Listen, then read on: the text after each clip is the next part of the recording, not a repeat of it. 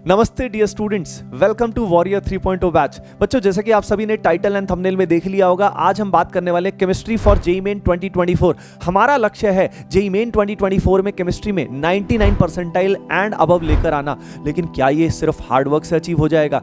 नहीं बच्चों, हार्डवर्क में सिंपली हम बुद्धि लगाते रहते हैं, दिमाग लगाते रहते हैं, लेकिन असल में हमारी प्रोडक्टिविटी कम होती है। हमें अपने हार्डवर्क के साथ साथ उसको स्मार्टली करना होगा, तभी हम इतना हाई स्कोर अचीव कर पाएंगे। तो क्या आप मेहनत करने के लिए तैयार हैं? अगर आप मेहनत करने के लिए तैयार है तो आपके हार्ड वर्क को स्मार्ट करने के लिए ये पर्टिकुलर सेशन आप सभी के लिए लाइफ चेंजिंग होने वाला है। तो आराम से बैठ जाइए, शांति से की पॉइंट्स को नोट कर लीजिएगा, पेपर पेन साथ में रखिएगा एंड हम मिलके अचीव करेंगे। तो सेशन को शुरू करने से पहले सबसे पहले प्रभु का नाम लेंगे, जय श्री राम। यहां पे आप सभी अपने जिस भी प्रभु को मानते हैं कमेंट सेक्शन में जरूर लिखिएगा। आपको सक्सेस जरूर मिलेगी, आपको ऐसी आत्मशक्ति मिलेगी जो आप सोच भी नहीं सकते कि आप क्या अचीव कर सकते हो। बच्चों, अब देखिए, सेशन को प्राइमरीली हमने दो हिस्सों में डिवाइड किया है। सबसे पहले हमने यहाँ पे एनालाइज किया है, एनालिसिस किया है जेईई मेन 2023 का। कुछ अमेजिंग फैक्ट्स आपके साथ मैं शेयर करूंगा।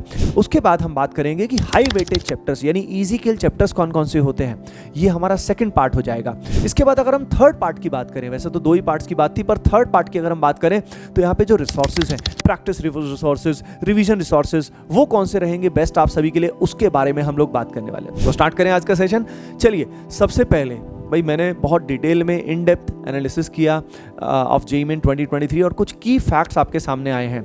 सबसे पहला फैक्ट जो है बच्चों, काफ़ी सारे क्वेश्चंस जो हैं वो असर्शन रीजन से आए हैं एंड स्टेटमेंट बेस्ड क्वेश्चन से आए हैं।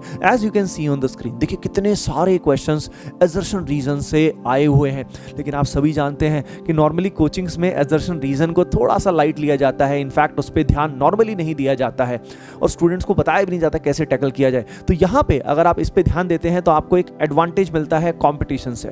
अगला इंपॉर्टेंट फैक्ट बच्चों ये है कि पेपर में ओवरऑल यूनिफॉर्मिटी है, यानी एनटीए ने ट्राई किया है कि लगभग सारे चैप्टर्स को कवर किया जाए। ओके, ऑब्वियसली कुछ इंपॉर्टेंट चैप्टर्स का वेटेज रिलेटिवली ज्यादा होता है, लेकिन लगभग हर चैप्टर से they try to include at least one question.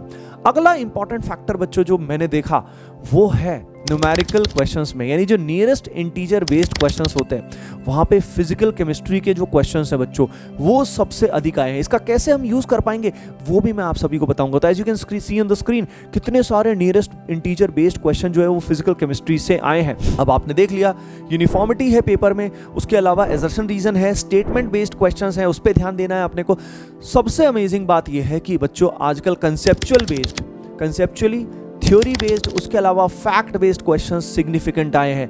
As you can see on the screen कितने सारे क्वेश्चन बच्चों थ्योरी बेस्ड हैं, कंसेप्चुअल हैं, उसके अलावा डायरेक्ट फैक्ट बेस्ड क्वेश्चंस भी आए जो directly NCERT line to line भी आए हैं। यानी यहाँ पे एनसीईआरटी का भी बहुत अहम रोल है। और आप सभी जानते हैं इन जनरल कोचिंग्स में एनसीईआरटी को थोड़ा इग्नोर किया जाता है, लेकिन कोचिंग्स के हिसाब से मत चलिए, आपको समझना है कि एनटीए किस तरीके से पेपर बना रहा है। उसके अलावा एक और अमेजिंग फैक्ट बच्चों ये है कि कर्व बेस्ड क्वेश्चन जो हैं वो भी एनटीए ने बहुत सारे पूछे हैं। As you can see on the screen देखिए कितने सारे क्वेश्चंस ऐसे हैं जो कर्व बेस्ड हैं, और कर्व बेस्ड क्वेश्चन से स्टूडेंट्स इन जनरल डरते हैं, तो उनकी अगर हम प्रैक्टिस करेंगे तो बात बन जाएगी। तो बच्चों इस तरह का जो क्वेश्चन बैंक है वो मैं आप सभी के साथ हमारी टेलीग्राम कम्युनिटी पे शेयर करने वाला हूं। लिंक डिस्क्रिप्शन में दिया हुआ है, वहां पे ज्वाइन कर लीजिएगा और बहुत ही अमेजिंग मटेरियल मैं आपके साथ इन सब रिसोर्सेज से रिलेटेड, एआर से रिलेटेड एक एक करके शेयर करने वाला हूं। तो सभी उसका हिस्सा जरूर बन लीजिएगा। अब हम इंडिविजुअली बात करते हैं सब्जेक्ट बाय सब्जेक्ट, यानी हमारे पास तीन हिस्से हैं, physical chemistry, organic chemistry, inorganic chemistry. Let us start with organic chemistry first. Organic से स्टार्ट करते हैं। ओवरऑल अगर वेटेज की बात करें तो तीनों का वेटेज लगभग सिमिलर रहता है। कुछ पार्ट ऐसा होता है जो जनरल केमिस्ट्री का आता है, जिसको ऑर्गेनिक इनऑर्गेनिक कई बार मिक्स भी कर देते हैं, जैसे मोल कंसेप्ट के साथ ऑर्गेनिक केमिस्ट्री मिक्स भी कर दी जाती है। पर in general 10 question are allocated to OC, PC and IOC. अब ऑर्गेनिक को कैसे डील करना है, ऑर्गेनिक के एनालिसिस की बात करते हैं। देखिए ऑर्गेनिक में सबसे पहले हाई जो किल, इजी किल चैप्टर्स हैं उनकी बात करते हैं, जो अपने को मस्ट डू है, जो अपने को करने ही होते हैं, जिनके बिना काम चलता ही नहीं है। तो बच्चों प्रैक्टिकली तो हर पार्ट का सारा सिलेबस कर लो, बहुत बढ़िया है, लेकिन आप सभी जानते हो कि भाई हमारे पास लिमिटेड टाइम है, हमें बोर्ड्स की भी तैयारी करनी है जो क्लास 12th में है, ड्रॉपर्स के पास वैसे भी कम टाइम है, तो हम प्रैक्टिकली कई बार सारा सिलेबस नहीं कर पाते, तो हमें केयरफुली चुनना होता है। इसमें कोई ईगो प्रॉब्लम नहीं है कि यार मैं अभी भी छोड़ के जा रहा हूँ। अरे यार जितना कर अच्छे से कर, यानी quality is more important than the quantity. जितना करोगे अच्छे से करोगे तो आपकी एक्यूरेसी अच्छी रहेगी और स्कोर नेचुरली बेटर आएगा। तो जितना करो शिद्दत से, फुल कॉन्फिडेंस से करो, तभी आपका ये मान लीजिए स्कोर मैक्सिमाइज हो पाएगा। अब ऑर्गेनिक केमिस्ट्री में जो पहला पार्ट है जैसे कि आईपीएसी नॉमेनक्लेचर, जीओसी एंड उसके अलावा आइसोमेरिज्म। आइसोमेरिज्म का आगे एप्लीकेशन भी आता है, पर ये जो तीनों पार्ट अगर हम बात करें आईपीएसी, जीओसी, आइसोमेरिज्म, इससे 1 से 2 क्वेश्चन आपका बन जाते हैं। उसके अलावा अगला पार्ट अगर हम बात करें जो मस्ट डू है वो है हाइड्रोकार्बन। हाइड्रोकार्बन के अलावा अगर हम बात करें तो हेलोजन डेरिवेटिव्स, हेलोजन डेरिवेटिव्स के बाद अल्कोहल, फिनॉल, ईथर्स। यहाँ पे जो ये पर्टिकुलर 3 चैप्टर्स की अगर हम बात करें एनसीईआरटी के हिसाब से तो आपके मान लीजिए 3 से 4 क्वेश्चंस इससे बन ही जाएंगे। यानी आप समझ सकते हैं लगभग 5 से 6 क्वेश्चंस तो लगभग इस पर्टिकुलर पोर्शन से आ जाते हैं। अब इसके बाद हमारी नेम्ड रिएक्शंस का पार्ट आता है जिसमें ऑक्सीजन कंटेनिंग कंपाउंड्स यानी कार्बोनिल कंपाउंड्स, एसिड डेरिवेटिव। अब याद रखिए इजी किल यहाँ पे थे, इजी किल यहाँ पे थे। इसके बाद वाले चैप्टर्स हैं उनसे भी 2-3 क्वेश्चंस तो आते ही आते हैं, जैसे कि ऑक्सीजन कंटेनिंग कंपाउंड्स मैंने बताया जिसमें carbonyl, acid derivative, nitrogen containing compounds आ गए। नाउ द पॉइंट इज लेकिन इसमें बहुत सारे रिएजेंट्स, ऑक्सीडेशन, रिडक्शन, काफी मेहनत है। तो जो ऑर्गेनिक से डरता है खासतौर पे बेचारा मतलब नहीं कर पा रहा उतना, तो वो यहाँ तक ही करे। कहाँ तक ही करे? वो अल्कोहल, फिनॉल, ईथर तक ढंग से कर ले। अपार्ट फ्रॉम दैट एक थर्ड पार्ट ऑर्गेनिक केमिस्ट्री में आता है, वो हमारा होता है बच्चों केमिस्ट्री इन एवरीडे लाइफ का, उसके अलावा हमारा पॉलीमर्स का एंड पीओसी का। तो इसमें जो इजी किल वाला पार्ट है बच्चों वो है पॉलीमर का। पॉलीमर चैप्टर रिलेटिवली छोटा है और आसानी से क्वेश्चन उसका बन जाता है। और उसके अलावा एक और चैप्टर जो हमारा पीओसी है उससे क्वेश्चन आ ही जाता है, प्रैक्टिकल ऑर्गेनिक केमिस्ट्री, जिसमें ड्यूमास मेथड, जेल्डाल मेथड, उसके अलावा उससे रिलेटेड न्यूमेरिकल्स, एनसीईआरटी से डायरेक्टली जो क्रोमेटोग्राफी है उससे डायरेक्टली क्वेश्चन बच्चों आजकल आता है। तो आप देख सकते हैं कि ऑर्गेनिक में ओवरऑल जो शुरुआत वाला बेसिक्स है वो अगर नहीं समझे तो रिएक्शन वाला पार्ट समझ में नहीं आएगा। तो रिएक्शन वाले पार्ट में एटलीस्ट 50% तो आपको करना ही चाहिए, तभी स्कोर आएगा, नहीं तो स्कोर ही नहीं आएगा। और पीछे वाले चैप्टर्स में जो इजी किल है वो हमारे पास आपने देख लिया कौन कौन सा चैप्टर है, पॉलीमर्स वाला चैप्टर है और बायोमोलिक्यूल और एवरीडे लाइफ जो है ये थोड़ा सा क्या है, इससे क्वेश्चन आंसर आपके पास क्वेश्चन तो आएगा, लेकिन आप सभी समझ रहे हो कि इन सभी के अंदर क्या होगा, थोड़ा मेहनत ज्यादा लगेगी, थोड़े चैप्टर क्या होंगे, भारी होंगे, थोड़ा फाइट ज्यादा करनी पड़ेगी, राइट। तो इस बात का ध्यान रखिएगा। अब उसके बाद बात करते हैं हम लोग फिजिकल केमिस्ट्री की।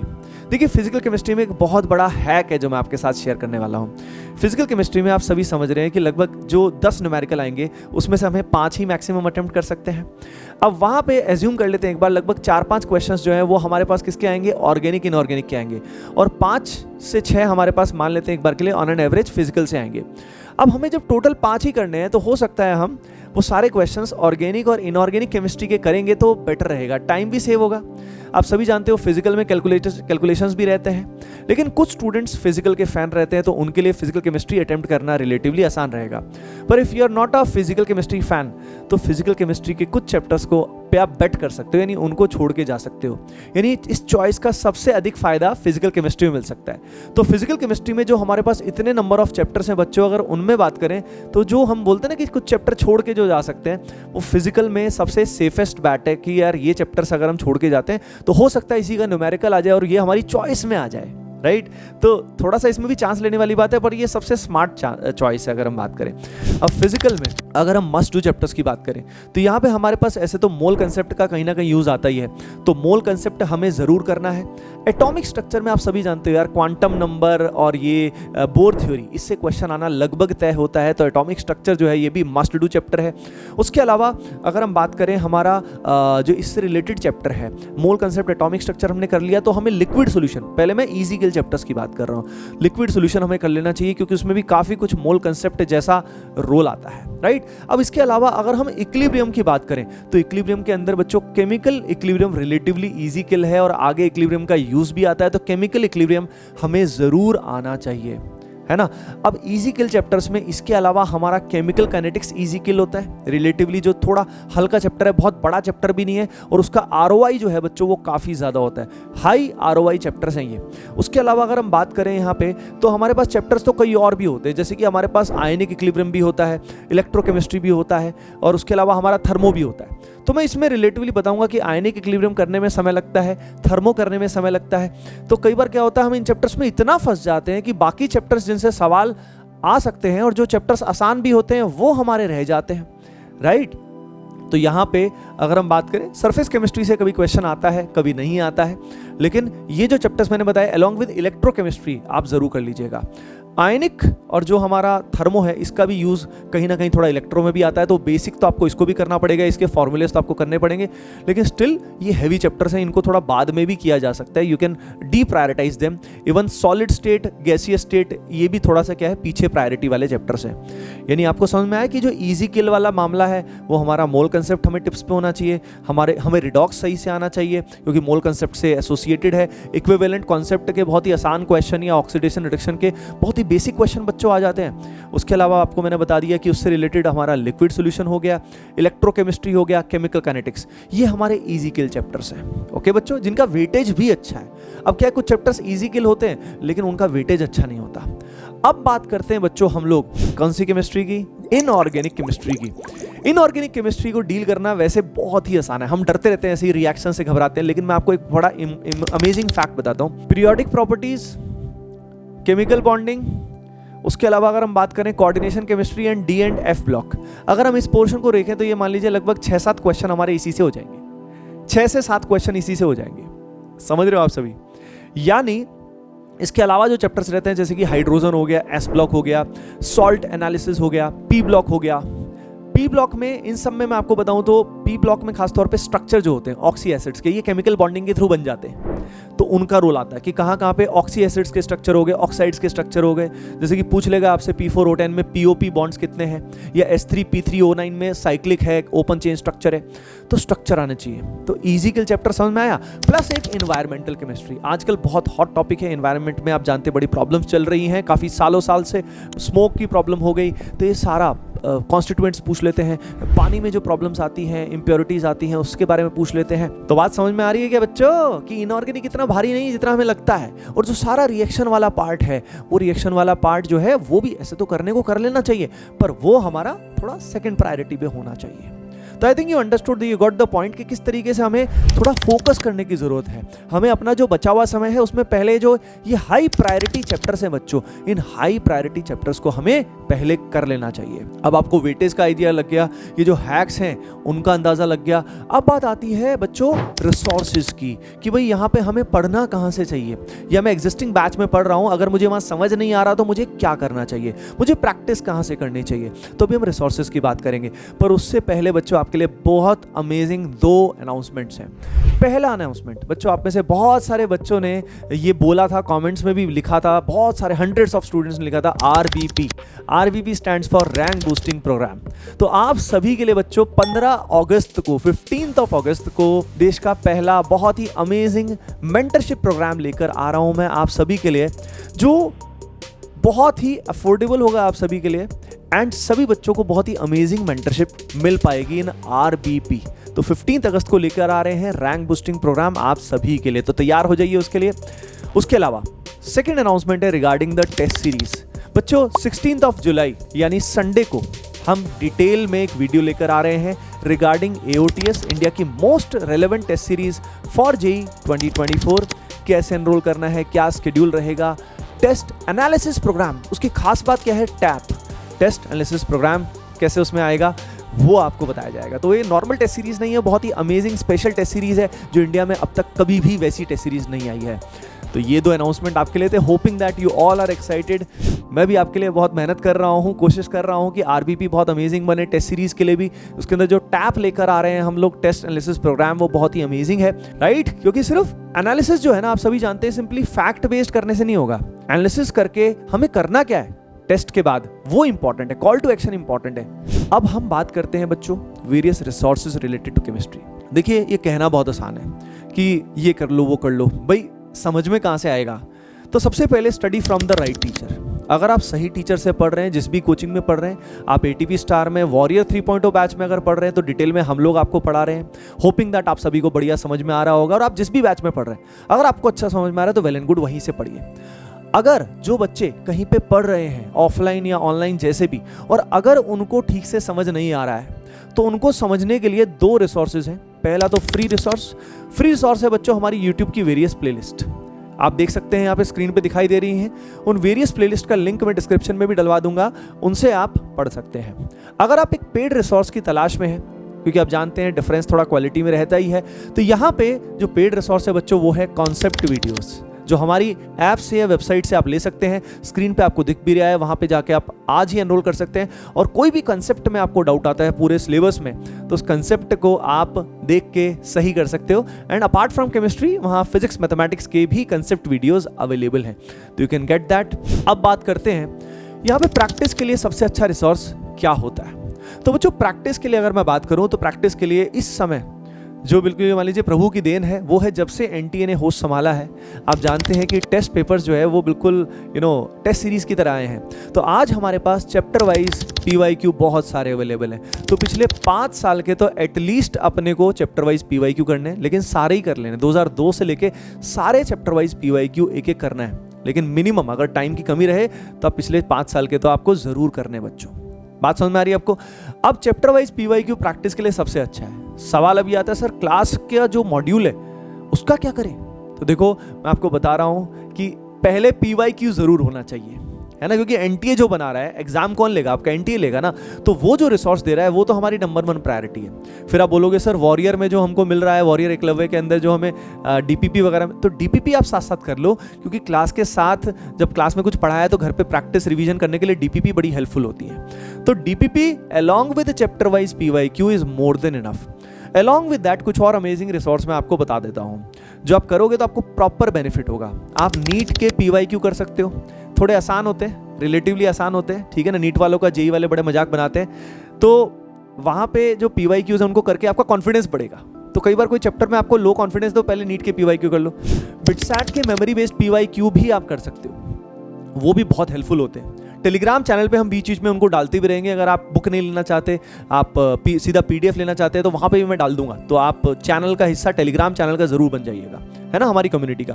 तो ये पीवाईक्यूज कर सकते हो। तो प्रैक्टिस समझ में आ रही है आपको गेम क्या है। अगली एक और बहुत इंपॉर्टेंट बात ये है कि भाई फिजिकल केमिस्ट्री में खास तौर पे कैलकुलेशन से मत बचिए। कैलकुलेशन हैक्स जो है वो आप सभी को जरूर आने चाहिए कि भाई ओवरऑल फिजिकल केमिस्ट्री में किस तरीके से हमें कैलकुलेशंस बेहतर करनी है। उसकी क्या है, सारा गेम प्रैक्टिस का है। कैलकुलेटर को आज ही फेंक दीजिए या यूज मत करिए, ठीक है। कई टीचर्स क्या एनकरेज करते हैं कि भाई कैलकुलेटर कर लो, कोई दिक्कत नहीं है। अरे भाई कैलकुलेटर यूज करोगे तो दिमाग का कैलकुलेटर तो बंद हो जाएगा ना। तो ये बुद्धि जिस भी टीचर पता नहीं क्यों करते हैं, मेरे को तो मतलब बड़ी बेवकूफ़ी लगती है। तो कैलकुलेटर का यूज मत करें, नहीं तो आपके दिमाग में जो कैलकुलेशन है वो सेट नहीं बैठेंगी। प्रैक्टिस करना है, एंड तक सवाल करना है। कई बार हम सवाल को थोड़ा सा करके छोड़ देते हैं कि अब तो हो जाएगा, अब तो कैलकुलेशन ही है। नहीं भाई, यहीं पे तो फंस जाओगे। कैलकुलेशन आपको बिल्कुल एंड तक जरूर करनी है। अगली चीज मैं आप सभी को बताना चाहता हूं कि यहाँ पे आप प्रैक्टिस आप कर रहे हो, सही जगह से पढ़ रहे हो। सवाल ये है बुक्स का क्या रोल है यहाँ पे, क्या हमें कोई बुक्स करनी चाहिए?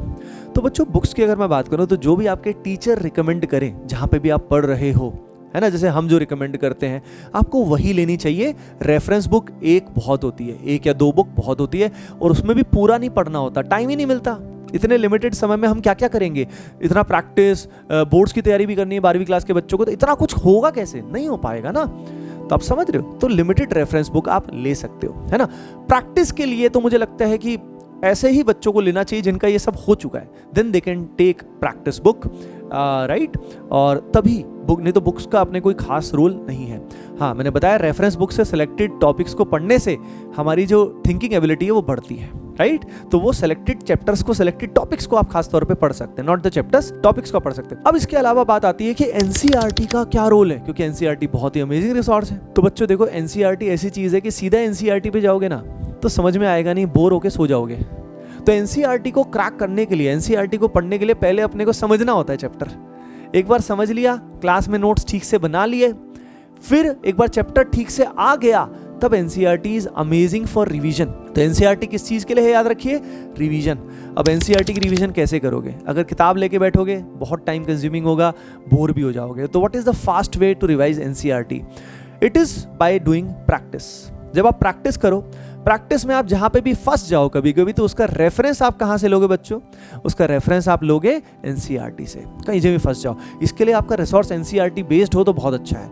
जैसे कि चैप्टर वाइज पीवाईक्यू जो है वो बहुत अच्छी चीज़ है, लेकिन मैं आप सभी को बताना चाहता हूं बच्चों कि जो एनसीईआरटी एग्जाम्पलर जैसी एक चीज़ होती है, एनसीईआरटी एग्जाम्पलर, राइट? तो एग्जाम्पलर में क्या होता है कि topic wise chapter wise question होते हैं जो प्रॉपर एनसीईआरटी बेस्ड होते हैं। उसकी हेल्प से आप साथ साथ एनसीईआरटी एग्जाम्पलर रखें तो रिवीजन बड़ी फास्ट होगी। यानी रिवीजन करने का better way is through practice and not just theory theory theory, उससे लिखे जा रहे हो, नहीं, काम नहीं चलेगा। प्रैक्टिस जितना करोगे काम हो जाएगा। ऑब्वियसली की पॉइंट्स कभी कभी लिख लिख के देखोगे तो बहुत अच्छा रहेगा। यानी अगला इंपॉर्टेंट तरीका रिवीजन करने का क्या है? तो रिवीजन करने का तरीका एनसीईआरटी हो गया। केमिस्ट्री के लिए बिल्कुल भगवान है, वो प्रभु है, ठीक है। और लिख लिख कर की पॉइंट लिख लिख कर देखो, सारे फॉर्मूला जो है वो लिख लिख कर देखो, ऑर्गेनिक के इनऑर्गेनिक के जो की पॉइंट्स हैं उनको लिख लिख कर देखो, शॉर्ट नोट्स बनाओ। ओके बच्चों, तो इस तरीके से आप अपनी तैयारी को बेस्ट कर सकते हो, है ना। अब बच्चों मैं ओवरऑल समराइज कर देता हूं कि आपको करना क्या क्या है। तो बच्चों सबसे पहले जो एनालिसिस है वो आपके साथ मैंने शेयर कर लिया है, उसके जो खास कुछ पॉइंट्स हैं वो आपके साथ शेयर किए हैं। उससे आपको समझ में आ गया होगा कि कुछ पोर्शन जो है वो हम थोड़ा स्किप कर सकते हैं अगर हमें थोड़ा स्मार्टली चलना है तो। और खास तौर पे फिजिकल केमिस्ट्री में वी कैन डू दैट। और पढ़ते हुए हमें किन चीज़ों का ध्यान रखना है, इनऑर्गेनिक में हमें कंसेप्चुअल पार्ट जो है उस पर ज़्यादा कवर करना है, क्योंकि सिर्फ जो रटने वाला पार्ट है जो थोड़ा समझने में मुश्किल रहती है, जैसे कि जो रिएक्शन वाला पार्ट है उसको आप डी प्रायोरिटाइज कर सकते हो, उसका बाद में कवर कर सकते हो और प्रॉपर एनसीईआरटी बेस्ड उसको कर सकते हो। कहीं और से करने की ज़रूरत उसकी नहीं है। सॉल्ट एनालिसिस का भी आरओआई रिलेटिवली कम होता है, लेकिन लिमिटेड टेस्ट अगर आप कर लो, जो मेन टेस्ट और मेन रिएजेंट है उनको बस करके चले जाओ तो भी, जैसे कि ब्राउन रिंग टेस्ट हो गया, प्रशन ब्लू कैसे फॉर्म होता है, कुछ बेसिक नेस्लर रिएजेंट से क्वेश्चन बहुत ही कॉमन आया। रिसोर्सेज में आप सभी को समझ में आ रहा है, रिवीजन के लिए NCERT and NCERT exemplar is the key. उसके अलावा आपके क्लास नोट्स, शॉर्ट नोट्स बनाते हो, रिवीजन मेक श्योर रिवीजन करें आप प्रैक्टिस के थ्रू। उसके अलावा आप सभी को रिसोर्सेज हमने बता दिया कि सिलेबस कवर करना है, कंसेप्ट देखना है तो सीधा कंसेप्ट वीडियोस का यूज़ करें या हमारे यूट्यूब वीडियो का यूज़ करें। और इन रिसोर्सेज के साथ अगर आप तैयारी करते हो तो बच्चों केमिस्ट्री में आप बहुत अमेजिंग करने वाले हो। तो बच्चों होपिंग दैट इस पर्टिकुलर वीडियो से आप सभी को हेल्प जरूर मिली होगी एंड आप सभी ने की पॉइंट्स नोट कर लिए होंगे। मिलके हम जेईई 2024 में अमेजिंग करने वाले बच्चों। Love you all and keep preparing well.